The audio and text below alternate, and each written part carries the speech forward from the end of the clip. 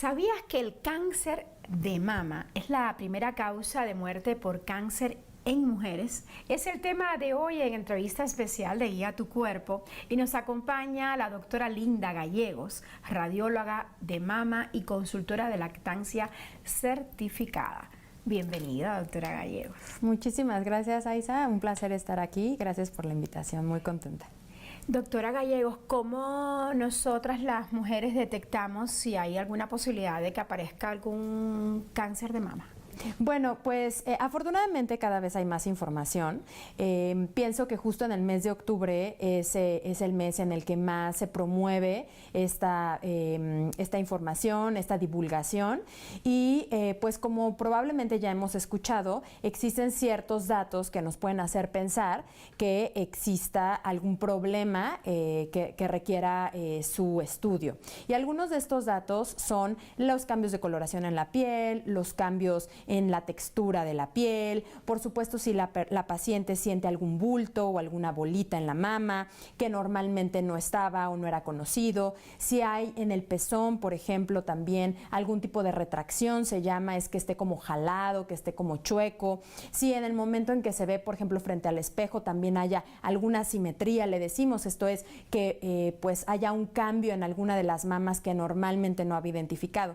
Sin embargo, es importante saber que todas estas características pueden hablarnos de una enfermedad en una etapa mucho más avanzada. Y existen otras formas de detectarla en una etapa mucho más pronta. De hecho, vamos a hablar más adelante de las etapas, porque es muy importante tenerlas bien claras, nosotras las mujeres. Y bueno, ¿a qué nos enfrentamos cuando nos detectan un cáncer de mama? Pues pienso, Aiza, que inicialmente la palabra cáncer pues genera completamente frizarse, ¿no? O sea, sí, espantarse por completo. Claro, o sea, es una cubetada de agua helada y inmediatamente nos lleva a la idea de muerte, ¿no? O sea, cáncer es igual a muerte en nuestro concepto, en nuestra acepción, y pues es algo muy fuerte para las pacientes que se enfrentan a ese diagnóstico. Aquí también me gustaría resaltar que afortunadamente en este momento pues existen muchas alternativas que cuando se detecta un cáncer de mama pues pueden ser herramientas y que muchas veces se puede incluso llegar a la curación de esta enfermedad. Entonces, pienso que este enfrentarse, ¿no?, al diagnóstico que ya de por sí es duro, pues tratar de pues solo quedarnos ahí y luego antes como de sobrepensar, pues estudiar, ¿no? Porque no todas las pacientes van a estar, como ya dijimos, en el mismo lugar en el momento del diagnóstico. Ahora, ¿qué pasa con nuestro cuerpo? ¿Qué pasa con nuestras mamas cuando aparece el cáncer? Pues el cáncer sabemos que es un crecimiento de células que son células que no están sanas, son células que tienen alteraciones genéticas y por eso tienen esta capacidad no solo de crecer y de invadir órganos o de invadir el sitio en donde crecen, ¿no?, sino también esta capacidad de invadir a distancia, que es lo que conocemos como metástasis. Y esta invasión puede estar en los ganglios axilares o en otras partes del cuerpo. Claro, por eso la clave del programa y la clave de todo es la detección temprana. También de eso le vamos a preguntar más adelante. ¿A partir de qué edad aparece el cáncer de mama, doctora Gallegos? Pues mira, se dice que a partir de los 50 años en adelante hay mayor riesgo. Por supuesto, pues estamos hablando de una cuestión biológica y que está influenciada, o sea, en su aparición, por muchos factores, algunos que podemos controlar y otros que no. Entonces eso hace que pues no sea un parteaguas, ¿no? O sea, no es a partir de los 50 ya seguro. No, o sea, eso da una ventana de opción, ¿no? Y entonces eso significa que puede ser antes de esa edad o después de esa edad. Pero, ¿a qué edad hay que estar autoexplorándose para ver si tenemos algún bulto que no teníamos antes? Claro, mira, la autoexploración es un concepto que inicialmente se había tomado se ha divulgado muchísimo para la detección. Actualmente nos estamos virando un poco hacia más esta autoconciencia del propio cuerpo. ¿Qué quiere decir eso? Reconocer los cambios que pueda tener, que pues los podemos reconocer porque nos conocemos bien, ¿no?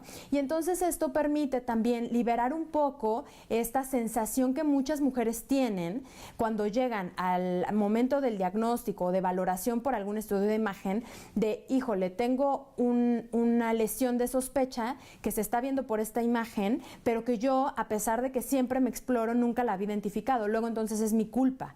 Entonces, esta sensación de culpabilidad que pues las mujeres para nada necesitan sobre un diagnóstico, claro, además, pues entonces se ha visto que se modifica si modificamos también este concepto, ¿no? De más bien conocernos bien para detectar de manera oportuna cualquier cambio. Ahora sí, doctora, háblenos de las etapas en que transcurre el cáncer, desde la aparición hasta que, bueno, ya tenemos un tratamiento.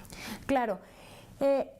Existen varias etapas y estas están dadas por el tamaño del tumor y también por la afección que causa al tejido adyacente o circundante o el tejido que está alrededor, que hablábamos antes de la invasión que puede tener, y también de la expansión que tiene hacia otros ganglios u órganos. Entonces existen como con estas características diferentes etapas que van a ser en tumores menores de 2 centímetros sin invasión ganglionar, tumores mayores de 2 centímetros con o sin invasión ganglionar de 2 a 5 y pues así vamos avanzando, ¿no? Tumores de cualquier tamaño, después de 5 centímetros o de cualquier otro tamaño que tengan ya invasión en ganglios o invasión a otras partes del cuerpo. ¿Cómo llegas al diagnóstico de un cáncer de mama? Sí, actualmente el método de imagen por excelencia, que es el que nos ha demostrado que disminuye la mortalidad en las mujeres y nos permite la detección oportuna del cáncer de mama, es la mastografía. La mastografía debe de realizarse a partir de los 40 años de edad en toda mujer. Cada año. Cada año, exacto. Y como bien acabas de mencionar, existen otros métodos de imagen, entre ellos están el ultrasonido, la resonancia magnética y algunos otros, que es importante destacar que todos ellos son complementarios a la mastografía. Ninguno la sustituye, solo complementan la información. Y cualquier mujer, independientemente del tamaño del seno, puede hacerse la mastografía. Claro, dependerá, ahí pues existen ciertas proyecciones especiales, si el tamaño de la mama es muy grande, pues tendrían tal vez que tomarse proyecciones adicionales, ¿no? Pero eso pues ya será una evaluación al momento de que la paciente vaya a su estudio, tanto por la técnica quien realiza este estudio, como por la radióloga con esta alta especialidad de imagen mamaria. ¿Existen diferentes tipos de cáncer de mama? Sí, el más frecuente es el carcinoma ductal, hasta en un 80%, y están dados por el tipo de células en donde se generan. Más allá de lo que nos describe, de lo que se ve por afuera del seno y del bulto que pudiera aparecer, ¿hay otro síntoma que nos indique que estamos ante una situación de cáncer? Pues pienso aquí, Aiza, que lo más importante de esta parte de los síntomas con los que empezamos a platicar y después de mencionar la mastografía y los estudios de imagen es que justamente los estudios de imagen lo que nos permiten es detectar lesiones no palpables, lesiones imperceptibles justamente para nosotras. Entonces, esa es la clave de la detección oportuna. Pero no hay un síntoma, no hay que bajas de peso, que se te cae el pelo, etcétera, etcétera. Eso no.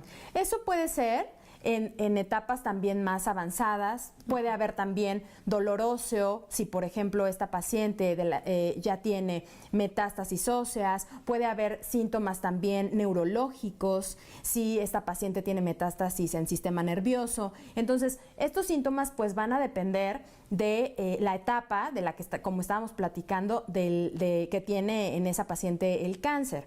Pero pues nuestros esfuerzos deben de estar encaminados justamente a la detección oportuna, o sea, mucho antes de ese momento.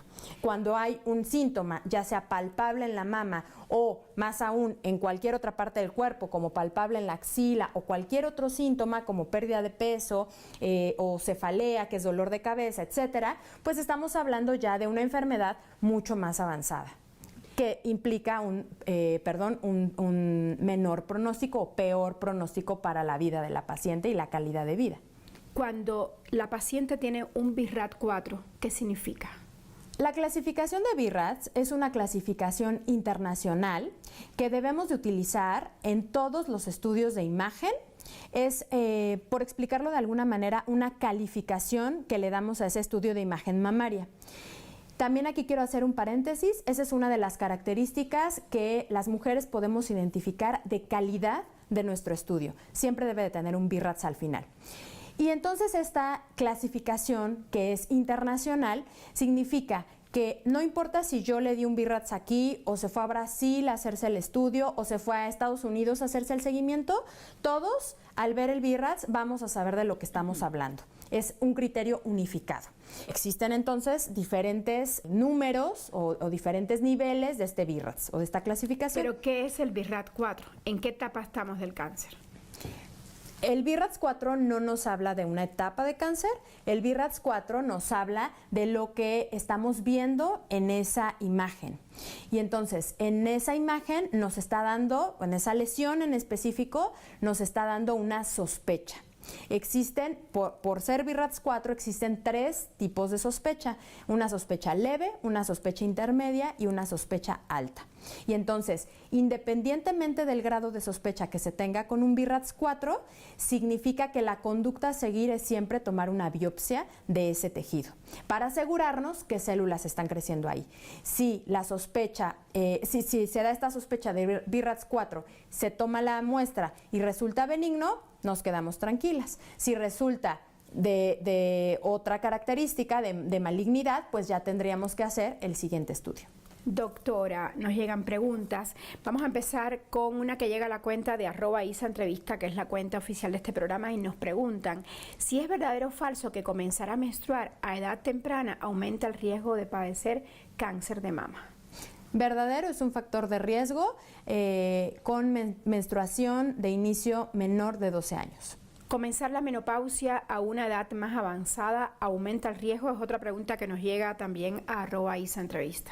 Verdadero, es otro factor de riesgo con iniciar la menopausia después de los 55 años de edad. Otra pregunta nos llega y es a la cuenta de Telesur English, que es nuestro programa en inglés. Si tuve cáncer y tengo una hija, ¿ella también está en riesgo? Si es así, ¿a partir de cuándo debe ir al médico? Verdadero, para esa hija aumenta el riesgo de padecer cáncer de mama. Tiene que empezar a hacer sus estudios de tamizaje o screening 10 años antes del diagnóstico de su mamá, a partir de los 25 años de edad. Vamos a una pausa, doctora, y cuando regresemos continuaremos profundizando en este tema tan importante para todas las mujeres del mundo, donde quiera que estén. Vamos a regresar con Linda Gallegos, radióloga de mama, muy en breve. Atentos.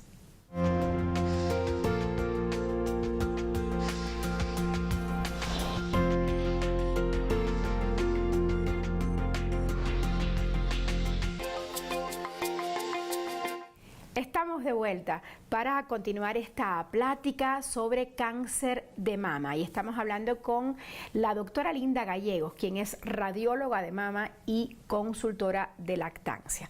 Doctora, estábamos con las preguntas que nos llegan a nuestras redes sociales y hay una muy interesante que nos preguntan a la cuenta de @guiatucuerpo_TLS, que es nuestro programa gemelo. Nos preguntan si es verdadero o falso que la edad avanzada y el peso elevado pueden aumentar el riesgo de padecer cáncer de mama. Verdadero, entre más edad se tenga, sobre todo a partir de los 50 años, pues va aumentando el riesgo y también el sobrepeso en mujeres, sobre todo posmenopáusicas, también aumenta el riesgo de padecer esta enfermedad. ¿Ponerse implantes también genera un riesgo de padecer este tipo de cáncer? Hablando de los implantes mamarios, falso, no aumentan presentar la enfermedad. Y nos preguntan también en la cuenta de @IsaEntrevista si hacerse cirugías de mama para corregir el tamaño, cirugías estéticas de mama, si esto aumenta el riesgo de padecer cáncer de mama. Falso, no lo aumenta. Otra pregunta, doctora, que nos llega a la cuenta de @IsaEntrevista y dice, si tuve un hijo después de los 40 años, ¿tengo más riesgo de padecer cáncer de mama? Verdadero, el riesgo aumenta cuando se tiene el primer hijo después de los 30 años. Y ponerse desodorante en las noches, cuando uno se baña en la noche, ¿esto aumenta el riesgo de tener cáncer? No, falso. Y si una mujer tiene todos esos factores de riesgo que usted nos ha descrito, ¿esto implica o significa que va a tener sí o sí cáncer de mama, doctora Gallegos? Definitivamente no, Aisa. Creo que esa es una pregunta crucial para que las personas que nos están viendo en este momento sepan. Sabemos que hasta 75% de las personas, de las mujeres que tienen cáncer de mama, no tienen ningún factor de riesgo. E incluso pacientes que tienen mutaciones genéticas que les confieren un mayor riesgo para tener cáncer de mama, no significa en estos casos tampoco que seguro lo vayan a presentar. ¿Y qué es lo que provoca el cáncer de mama? Es una enfermedad multifactorial, se llama. Eso significa que tienen muchos factores asociados para generarse. Algunos de esos factores los podemos modificar, como algunos que ya me has mencionado, y otros de ellos no, como la genética, como la edad de menstruación, de menopausia, pero no existe uno solo que por sí mismo nos asegure que va a desarrollar la enfermedad de esa paciente. ¿Incluso los que son generados por genética? Incluso les confiere mayor riesgo, necesitan hacerse estudios más frecuentemente y a edad más temprana, pero eso no asegura al 100% que vayan a desarrollar la enfermedad. Y además de hacerse estudios, estas personas que ya tienen antecedentes familiares con cáncer de mama, ¿tienen necesariamente que tener otro rigor para evitar el resto de los riesgos que mencionamos? Pienso que no solo es para las personas que tienen antecedentes familiares, por supuesto que esas personas o ese grupo de personas pues tendrán que poner esa mayor atención, pero pienso que el cuidado lo debemos de tener todas las mujeres, independientemente de la historia familiar. ¿Cuáles tratamientos existen hoy en día? ¿Está la radioterapia? ¿Cuál es el mejor o no hay ninguno mejor? ¿Usted cómo lo ve? ¿De qué depende todo esto? ¿De qué tratamiento le ponen a cada quien? Pues definitivamente el tratamiento es personalizado. Eso significa que dependerá de los resultados de los estudios que tenga esa paciente, no solo de imagen, sino también de sangre y la etapa en la que se encuentre su enfermedad.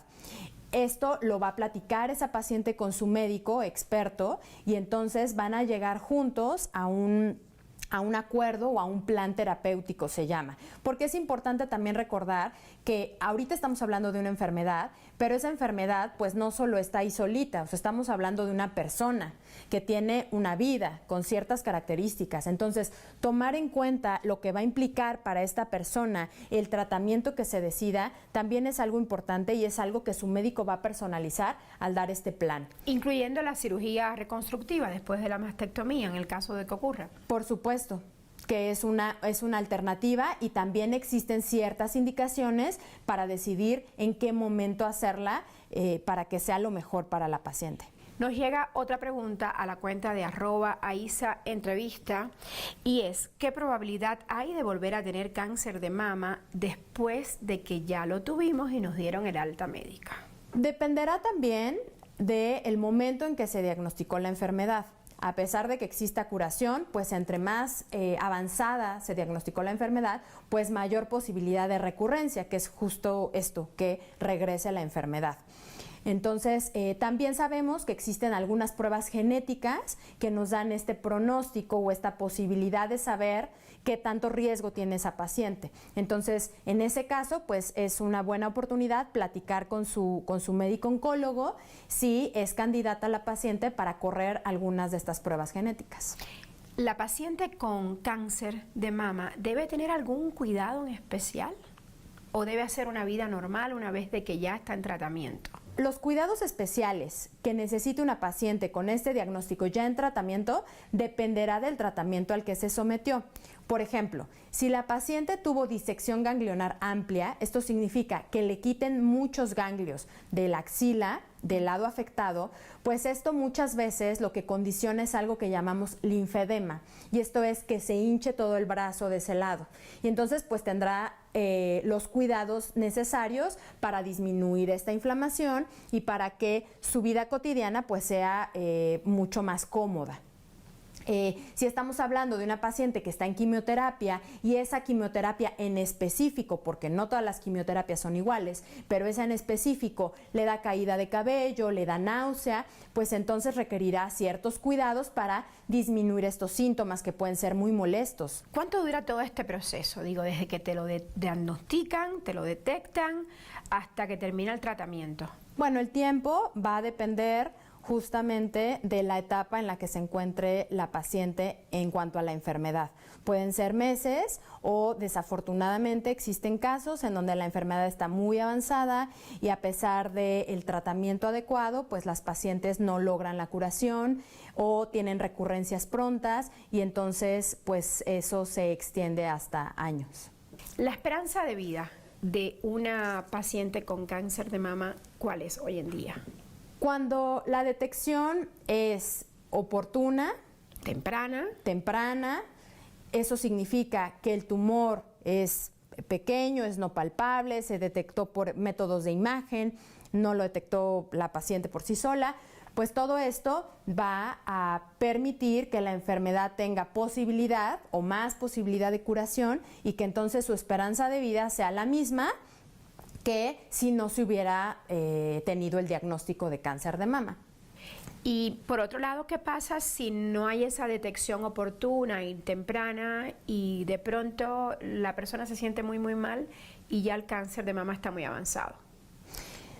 Pues en este escenario, Aiza, pienso que muchas veces enfrentarse a él resulta más devastador y muchas veces la respuesta es, bueno, pues entonces ya no quiero nada. Pero como hablábamos al principio de este programa, saber que existen diferentes alternativas es importante y entre estas alternativas, pues por supuesto también está lo que implica o lo que va a impactar en la calidad de vida de esa paciente. Entonces, aunque se trate de una enfermedad avanzada con metástasis y que no tenga posibilidad de curación, sí podemos echar mano de otras herramientas que le permitan a esa paciente tener una mejor calidad de vida que si no las tomáramos en cuenta. Mencionabas antes la psicología, ¿no? El tratamiento con un psicólogo. ¿Qué tan importante es? Por supuesto, esta parte de la medicina integral, este concepto es fundamental para el bienestar de las pacientes. Y con integral, pues me refiero a un trabajo multidisciplinario, le llamamos. Esto significa que echemos mano de las diferentes especialidades para que la paciente pues tenga este bienestar o goce de estos diferentes conocimientos. Entonces existe en este escenario, por supuesto, la terapia, que el hecho de acompañar a las pacientes, de resolver sus asuntos pendientes, es algo fundamental desde este enfoque humanista. Y también es importante, por ejemplo, la medicina del dolor, en donde pues el disminuir los síntomas, el malestar, el dolor en estas pacientes, pues también puede favorecer mucho su calidad de vida, independientemente del tiempo que implique, ¿no? Doctora Gallegos, ¿y hay alguna diferencia entre padecer cáncer de mama y padecer otro tipo de cáncer, o psicológicamente es lo mismo, se siente la misma afectación, o hay algo que cambie? Por ejemplo, entre un cáncer de mama y un cáncer de vesícula, para ponerlo de alguna manera, o de páncreas, o de estómago. El pronóstico, dependiendo del cáncer, eso significa lo que va a pasar en un futuro próximo, dependiendo del cáncer, pues va a ser diferente. ¿La esperanza de vida es diferente? Claro, y también dependiendo del tipo de tumor. El cáncer no es una enfermedad única. El cáncer es una enfermedad biológicamente muy diferente.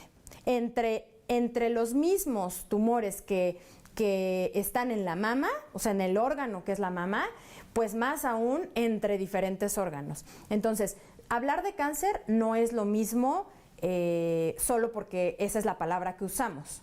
¿Hay alguna manera de prevenir el cáncer? ¿Es tan difícil esto de vivir este proceso? ¿Hay alguna manera en que tú dices, si tienes una vida así, así o asado, definitivamente esto no te va a llevar al cáncer, te va a llevar a vivir muchos años con una esperanza de vida alta? ¿Hay algo así? Quisiera yo decir que existe una receta que si seguimos nos va a dar seguro un solo resultado, que es la longevidad sana, pero pues no existe. Sí sabemos que podemos incidir o podemos modificar estos factores de riesgo que conocemos como modificables o controlables por nosotras mismas, pues son los que podemos cambiar. Existen otros que pues no podemos hacer nada al respecto. Y entonces sabemos que entre más nos movamos, entre más actividad física tengamos, pues menos riesgo, entre mejor nos encontremos metabólicamente, es decir, en esta parte de nuestro peso, pues entonces vamos a disminuir el riesgo. Entre más hábitos saludables tengamos en cuanto a alimentación también, pues vamos a disminuir el riesgo. Nada de esto es una receta que nos va a asegurar no tenerlo, porque como ya dijimos, hasta 75% de las mujeres diagnosticadas con cáncer de mama no tienen ningún factor de riesgo.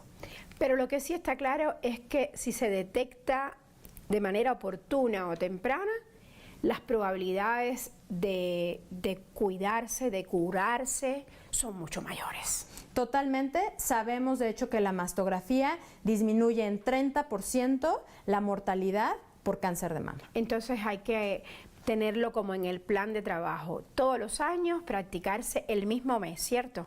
Una mastografía. Así es. Muchas gracias, doctora Linda Gallegos, por estar hoy con nosotros, por aclarar nuestras dudas. Seguramente la invitaremos a otro programa para hablar de lactancia certificada. Por lo pronto, me quedo con su reflexión final. La detección temprana, hacer la mastografía todos los años, esto sigue siendo la clave entre la vida y la muerte. Cuando el cáncer de mama se detecta a tiempo, obviamente las posibilidades de curación son mucho más elevadas. Ella lo dejó súper claro. Bueno, yo los invito a seguir esta conversación por X, donde nos encuentra como @ISAEntrevista. También por YouTube, nuestra cuenta del canal es @Telesur TV Oficial. Ahora me despido. Les recuerdo que debe cuidarse muchísimo y claro, amarse más. Que cuerpo hay uno. Hasta la próxima.